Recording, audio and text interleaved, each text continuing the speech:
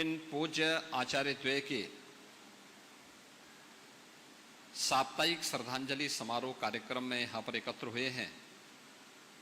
पिछले एक सप्ताह से अलग अलग कार्यक्रमों के माध्यम से यह समारोह गत वर्ष की भांति ही निरंतर आगे बढ़ रहा है। आज युग पुरुष ब्रह्मलीन महंत दिग्विजय नाथ जी महाराज की पावन पुण्यतिथि है और इस स्मृति में उनके पुण्य स्मृति को बनाए रखने के लिए गोरक्षपीठ अपनी उस परंपरा के प्रति श्रद्धा का भाव व्यक्त करने के लिए न केवल पीठ के माध्यम से बल्कि पीठ से संबद्ध संस्थाओं के माध्यम से भी अनेक प्रकार के कार्यक्रम आयोजित हो रहे हैं। सभी संस्थाओं में कोई न कोई कार्यक्रम आयोजित हैं और इन पूज्य संतों की उपस्थिति भी उन कार्यक्रमों के माध्यम से वर्तमान पीढ़ी के प्रति कुछ आग्रह करने और उनका मार्गदर्शन करना ही है। इन सब के पीछे का उद्देश्य भी एक ही है कि हम अपने परंपरा से कुछ सीखें। वे हमारी विरासत थी और उसका महत्व क्या होता है। जब हम भारत की बात करते हैं तो दुनिया का सबसे प्राचीन विश्वविद्यालय तक्षशिला, ये वर्तमान में पाकिस्तान के अंदर वह क्षेत्र पड़ता है। मर्यादा पुरुषोत्तम भगवान श्री राम के अनुज भरत के पुत्र के नाम पर, उनके पुत्र तक्ष के नाम पर तक्षशिला पड़ा और तक्षशिला में दुनिया का सबसे पहला मान्य विश्वविद्यालय था।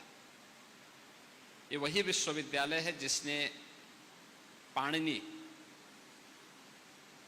के व्याकरण को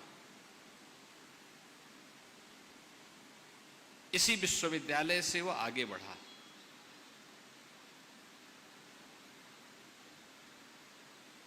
यही विश्वविद्यालय है जिसने सुश्रुत और चरक जैसे आयुर्वेद के जनक पैदा किए थे। आयुर्वेद हो, व्याकरण हो, अर्थशास्त्र हो, राजनीतिक शास्त्र हो या फिर कृषि के क्षेत्र में क्या कुछ नवाचार और शोध होने हैं, इन सब का दुनिया का प्राचीनतम विश्वविद्यालय तक्षशिला उसका एक केंद्र हुआ करता था। कहते हैं वहां पर उसी विश्वविद्यालय के एक स्नातक के रूप में विश्व प्रसिद्ध आयुर्वेद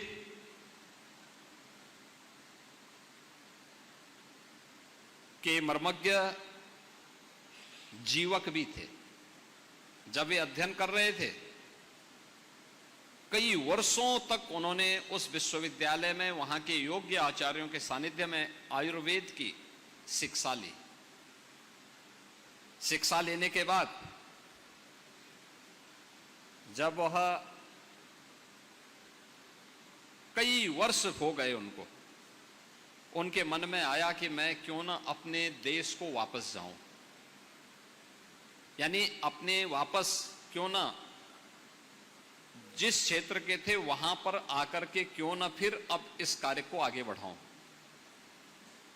तो उन्होंने अपने आचार्य के पास गए और आचार्य से कहा कि मैं बहुत वर्ष हो गए हैं मुझे यहाँ आयुर्वेद में जानते हुए सीखते हुए, मैं चाहता हूं कि मैं इसको समाज को भी दूं, लोक कल्याण के लिए अपने आप को समर्पित कर दूं। तो कोई भी शिष्य जब अपना शिक्षा का कार्यकाल यानी अध्ययन पूरा करने के बाद जब वापस अपने घर को जाता था तो आचार्य के द्वारा उसकी एक परीक्षा ली जाती थी। तो परीक्षा के रूप में जब उनके आचार्य ने उनसे कहा कि ठीक है आपको जाना है तो एक बात का ध्यान रखो कि जाओ सामने जो वन है इस वन में जाकर के देखो ऐसी कौन सी वनस्पति है जिसमें औषधीय गुण न हो। कहते हैं जीवक गए, 15 दिनों तक वह वन के एक एक कोने को उन्होंने छाना और वापस आकर के उन्होंने अपने आचार्य से कहा कि कोई भी ऐसी वनस्पति मुझे नहीं मिली जिसमें औषधीय गुण न हो। उन्होंने कहा कैसे? उन्होंने कहा नहीं। उन्होंने कहा सब में कुछ न कुछ औषधीय गुण हैं और इसीलिए तो भारतीय मनीषा ने कहा कि अमंत्रम अक्षरम नास्ति, नास्ति मूलो अनौषधय और अयोग्यो पुरुषो नास्ति योजकः तत्र दुर्लभ। यानी कोई अक्षर ऐसा नहीं जिसमें मंत्र बनने की सामर्थ्य न हो।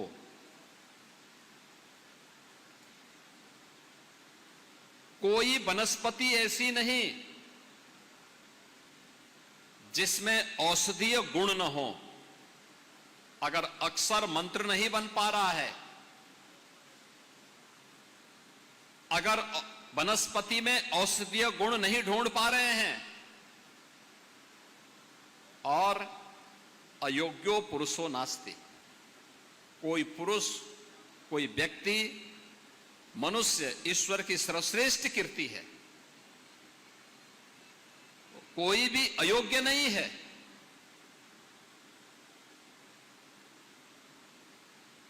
अगर मनुष्य अयोग्य है तो मान के चलिए कोई योग्य योजक नहीं मिला है। योग्य योजक यानी योग्य गुरु के रूप में, योग्य गुरु के अभाव में ही ये हो सकता है। अगर योग्य गुरु मिले तो मनुष्य अयोग्य नहीं हो सकता। योग्य आचार्य मिले, आयुर्वेदाचार्य मिले, कोई वनस्पति ऐसी नहीं जिसमें औषधीय गुण न हो, और कोई योग्य आचार्य मिल गया तो हर अक्षर को अपने आप में वो मंत्र में बदलने की सामर्थ्य रखता है। हमारे ऋषि परंपरा ने, भारत की ऋषि परंपरा ने, भारत के संतों की परंपरा ने उसी योजक के रूप में समाज की भूमिका का, अपनी सामाजिक और आध्यात्मिक भूमिका का निर्वहन किया। याद करिए महंत दिग्विजयनाथ जी महाराज, उनका जन्म मेवाड़ के उस इतिहास प्रसिद्ध कुल परंपरा में हुआ जिसने कभी विदेशी ताकतों के सामने कोई समर्पण नहीं किया। वे जूझते रहे, लड़ते रहे और अंततः किसी कालखंड में मेवाड़ से जुड़े हुए जितने भी दुर्ग और किले विदेशी आक्रांताओं ने अपने कब्जे में लिए थे, महाराणा प्रताप ने अपने जीते जी सबको वापस ला करके भारत की हिंदुआ सूर्य की उस पताका को फिर से अनंत काल तक आने वाली पीढ़ी के लिए एक नई प्रेरणा दी। महंत दिग्विजयनाथ जी महाराज उस परंपरा से गोरक्षपीठ में आए थे, लेकिन नहीं आकर के केवल साधु का बाना पहन करके अपने आध्यात्मिक उन्नयन तक अपने आप को सीमित नहीं रखना। धर्म के जो हेतु हैं, अभ्युदय के लिए भी और निश्रेयस्य के लिए भी, यानी सांसारिक उत्कर्ष के लिए भी हम काम करेंगे और अपनी आत्मिक उन्नति के लिए भी कार्य करेंगे, जिससे मुक्ति मिल सके, जीवन में मुक्ति का मार्ग प्रशस्त हो सके। इन दोनों को साथ लेकर के चलने वाला ही सच्चा साधु हो सकता है, सच्चा ऋषि हो सकता है। और यही कार्य गोरखपीठ की इस परंपरा ने महंत दिग्विजयनाथ जी महाराज के नाम पर, पूज्य महंत अवैधनाथ जी महाराज के नाम पर किया। साधु अकेले होगा, पूरा समाज ही उसका परिवार है, पूरा राष्ट्र ही उसका कुटुंब है, सनातन धर्म ही उसकी जाति है। जब इस ध्येय के साथ वे कार्य किए तो संतों का संकल्प क्यों चरितार्थ होता है? इसलिए होता है, उनका संकल्प मूर्त रूप इसलिए लेता है क्योंकि उसमें एक पवित्रता छुपी होती है, उस संकल्प में एक दृढ़ता छुपी होती है, उनकी साधना का अंश घुला होता है। और उन्होंने संकल्प लिया था गोरखपुर में शिक्षा का एक केंद्र बनना चाहिए। साधन नहीं थे, देश गुलाम था। 1932 में उन्होंने महाराणा प्रताप शिक्षा परिषद की स्थापना कर दी। गोरखपीठ के पास साधन नहीं थे, लेकिन गोरखनाथ मंदिर को सनातन धर्म के एक वैभवशाली मंदिर के रूप में स्थापित करना है। और मुगल कालखंड के दौरान विदेशी आक्रांताओं ने अगर हमसे कुछ छीना है तो उसको वापस लेकर के हम उसकी पुनर्प्रतिष्ठा का कार्य करेंगे। उन्होंने गोरखनाथ मंदिर और उससे जुड़ी हुई पूरी संपत्ति को गुलाम भारत में ही वापस लेकर के गोरखनाथ मंदिर को भी भव्य स्वरूप प्रदान कर दिया। उन्होंने संकल्प लिया था कि हमें गोरखपुर में विश्वविद्यालय की स्थापना करनी है। तो गोरखपुर में उस समय गोरखपुर में विश्वविद्यालय बनाने की जब बात आई तो मांग करने वाले बहुत होते, देने की बात आई तो उस समय बहुत सारे लोग पीछे हट गए। सेंट एंड्रूज कॉलेज भी यहां गोरखपुर में था, सेंट एंड्रूज कॉलेज भी यहां गोरखपुर में था, महाराणा प्रताप कॉलेज और Saint Andrews college, Maharana Pratap college और सेंट एंड्रूज कॉलेज आजादी के पहले दोनों साथ साथ थे, आजादी के पहले दोनों साथ साथ थे कि हाँ मिलकर के सरकार को दे देंगे प्रॉपर्टी, हम राज्य सरकार को। स्वतंत्र भारत में 1950 में स्वतंत्र भारत में 1950 में संविधान अंगीकार किया गया तो सेंट एंड्रूज कॉलेज को अल्पसंख्यक संस्थाओं को विशेष अधिकार प्राप्त हो गए तो उन्होंने मना कर दिया कि हम नहीं देंगे। फिर गोरखपीठ को कुछ समय लगा एक और कॉलेज बनाने में। जब 2 कॉलेज बने और राज्य सरकार की मांग के अनुरूप प्रॉपर्टी जुटा दी गई तब राज्य सरकार को दिया गया। फिर गोरखपुर विश्वविद्यालय की स्थापना होती है, गोरखपुर विश्वविद्यालय वहां से बनता है। बालिकाओं की शिक्षा का केंद्र बनना चाहिए गोरखपुर। उन्होंने महाराणा प्रताप महाविद्यालय, महाराणा प्रताप बालिका विद्यालय ये सभी स्थापित करने के साथ उन कार्यक्रमों को आगे बढ़ाते रहे और उनका संकल्प था कि अयोध्या में गुलामी के प्रतीक उस ढांचे को हटा करके राम जन्मभूमि पर भगवान राम का भव्य मंदिर बनना चाहिए। उन आचार्य द्वय का वह सपना साकार होता है जब प्रधानमंत्री मोदी जी के कर कमलों से अयोध्या में रामलला की मूर्ति का भव्य प्राण प्रतिष्ठा का कार्यक्रम संपन्न होता है। कौन ऐसा भारतीय होगा, कौन ऐसा भारतीय होगा जो आज अयोध्या में राम जन्मभूमि पर भगवान श्री राम के भव्य मंदिर निर्माण के इस कार्य के साथ अभिभूत न होता हो। अगर वह अभिभूत नहीं होता है और अगर उसे गौरव की अनुभूति नहीं होती है तो हमें उसके भारतीय होने में संदेह होता है, क्योंकि यह सनातन गौरव का प्रतीक है, भारतीय गौरव का प्रतीक है कि हमने आक्रांताओं की निशानी को मिटाया है और भारतीयता के गौरव को फिर से राम जन्मभूमि पर भगवान राम के भव्य मंदिर के निर्माण की पुनर्स्थापना का कार्य स्वतंत्र भारत में हो पाया है। और यह कार्य प्रधानमंत्री मोदी जी के कर कमलों से आज अयोध्या में हम सब देख रहे हैं। ये संतों का ये संकल्प है, पूज्य संतों के इस संकल्प का, जो संकल्प उन्होंने लिया, जिसके लिए संघर्ष किया, उन सभी पूज्य संतों के संकल्पों का ही परिणति है कि वे संकल्प एक एक करके पूरे हो रहे हैं। और इसीलिए आप देख रहे होंगे यहां इतनी बड़ी संख्या में पूज्य संत हैं। कोई मैं और मेरा की बात नहीं कर रहा है, कोई ये नहीं कह रहा कि मेरे लिए ही सब होना चाहिए, मेरे परिवार के लिए होना चाहिए, क्योंकि उनका परिवार अपना व्यक्तिगत तो कोई परिवार ही नहीं, ये समाज ही उनका परिवार है, सनातन धर्म ही उनकी जाति है। और उन सबको लेकर के चलने, उन सबको अपने साथ जोड़ने की जो सामर्थ्य है वो पूज्य संतों के ही सानिध्य में होगी। और आज गोरक्षपीठ अपने आचार्य द्वय की उन स्मृति को उसी श्रद्धा भाव के साथ आगे बढ़ाने का कार्य कर रही है।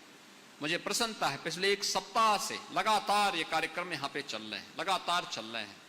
और जैसे कार्यक्रम यहाँ पर हो रहा है, ऐसे ही कार्यक्रम आज उन सभी 52 संस्थाओं में भी एक साथ चल रहा है, जहां पर जो महंत दिग्विजयनाथ जी महाराज ने, महंत वैद्यनाथ जी महाराज ने, या उनकी प्रेरणा से जो संस्थान गोरक्षपीठ के द्वारा स्थापित हुए, उन सब में भी इस प्रकार के कार्यक्रम करके उनका पुण्य स्मरण किया जा रहा है, जिससे वर्तमान पीढ़ी उनके योगदान का स्मरण भी कर सके, उससे प्रेरणा भी प्राप्त कर सके। और जो हम प्रधानमंत्री मोदी जी ने देशवासियों को एक संकल्प दिया है विकसित भारत का, विकसित भारत यह केवल एक राजनीतिक संकल्प नहीं है, यह भारत का मंत्र है। भारत को उस भारत के रूप में जो विश्व गुरु के रूप में स्थापित था, जिसने दुनिया के अंदर भारत की ताकत का एहसास कराया था, क्या ज्ञान में, क्या विज्ञान में, क्या अर्थशास्त्र में, क्या समाजशास्त्र में,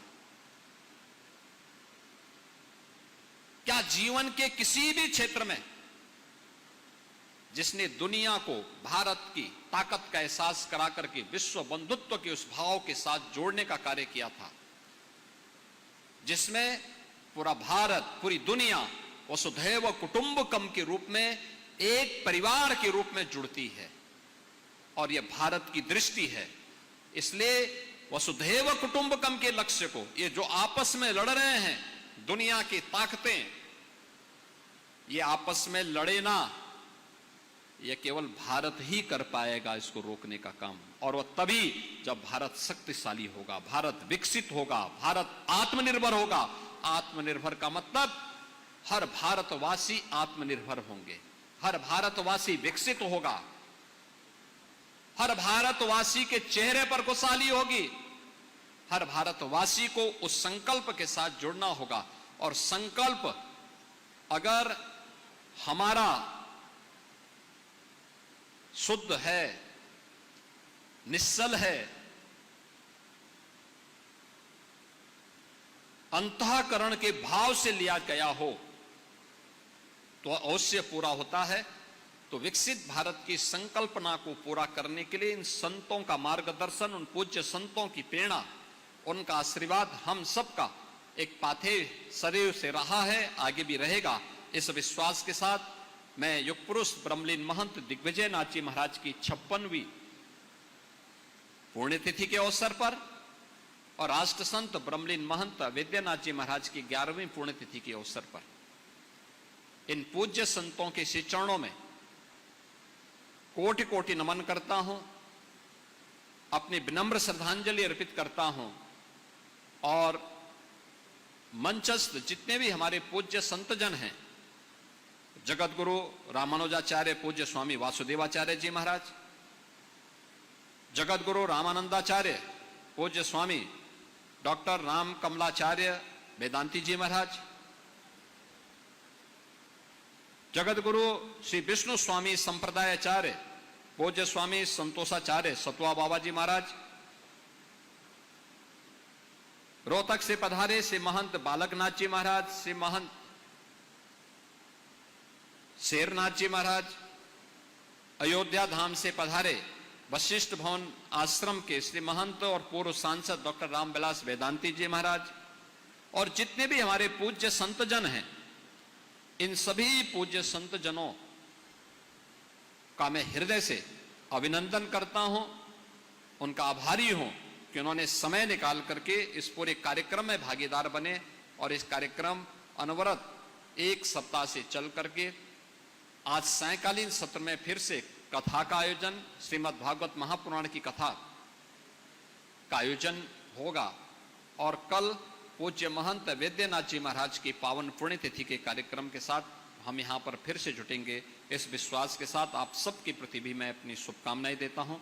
धन्यवाद। जय हिंद। जहाँ भक्ति है हर शब्द में, कथाओं में छुपे हैं दिव्य रहस्य और ज्योतिष देता है जीवन को दिशा। धर्म से जुड़ी हर बातों को जानने के लिए हमारे चैनल स्तुति को सब्सक्राइब करें। चैनल पर जाने के लिए इस लिंक पर क्लिक करें।